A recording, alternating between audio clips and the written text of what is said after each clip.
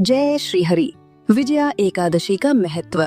धर्मराज युधिष्ठिर बोले, हे जनार्दन, आपने माघ के शुक्ल पक्ष की जया एकादशी का अत्यंत सुंदर वर्णन करते हुए सुनाया। अब आप फाल्गुन मास के कृष्ण पक्ष की एकादशी का क्या नाम है तथा उसकी विधि क्या है, कृपा करके आप मुझे बताइए। श्री भगवान बोले, हे राजन, फाल्गुन मास के कृष्ण पक्ष की एकादशी का नाम विजया एकादशी है। इसके व्रत के प्रभाव से मनुष्य को विजय प्राप्त होती है। ये सब व्रतों से उत्तम व्रत है।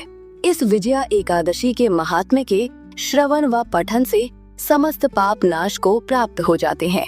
भयंकर शत्रुओं से जब आप घिरे हों और पराजय सामने खड़ी हो, उस विकट स्थिति में विजया नामक एकादशी आपको विजय दिलाने की क्षमता रखती है। विजया एकादशी व्रत कथा।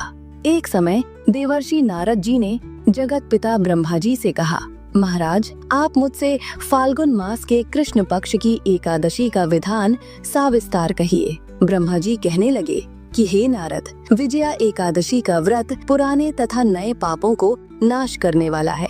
इस विजया एकादशी की विधि मैंने आज तक किसी से भी नहीं कही। ये समस्त मनुष्यों को विजय प्रदान करती है। त्रेता युग में मर्यादा पुरुषोत्तम श्री रामचंद्र जी, जो विष्णु के अंशावतार थे, जब उनको 14 वर्ष का वनवास हो गया, तब वे श्री लक्ष्मण तथा सीता जी सहित पंचवटी में निवास करने लगे।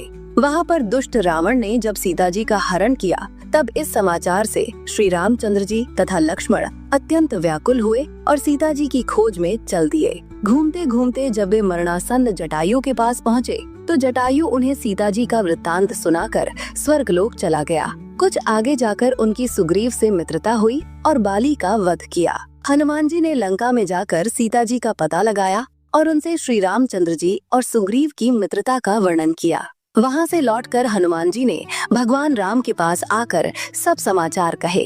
श्री रामचंद्र जी ने वानर सेना सहित सुग्रीव की संपत्ति से लंका को प्रस्थान किया। जब श्री रामचंद्र जी समुद्र के किनारे पहुँचे, तब उन्होंने मगरमच्छ आदि से युक्त उस अगाध समुद्र को देखकर लक्ष्मण जी से कहा कि इस समुद्र को हम किस प्रकार से पार करेंगे। श्री लक्ष्मण ने कहा, हे पुराण पुरुषोत्तम, आप आदि पुरुष हैं, सब कुछ जानते हैं। यहाँ से आधा योजन दूर पर कुमारी द्वीप में वगदालभ्य नाम के मुनि रहते हैं। उन्होंने अनेक ब्रह्मा देखे हैं। आप उनके पास जाकर इसका उपाय पूछिए। लक्ष्मण जी के इस प्रकार के वचन सुनकर श्री रामचंद्र जी वगदालभ्य ऋषि के पास गए और उनको प्रमाण करके बैठ गए। मुनि ने भी उनको मनुष्य रूप धारण किए हुए पुराण पुरुषोत्तम समझकर उनसे पूछा कि हे राम, आपका आना कैसे हुआ। रामचंद्र जी कहने लगे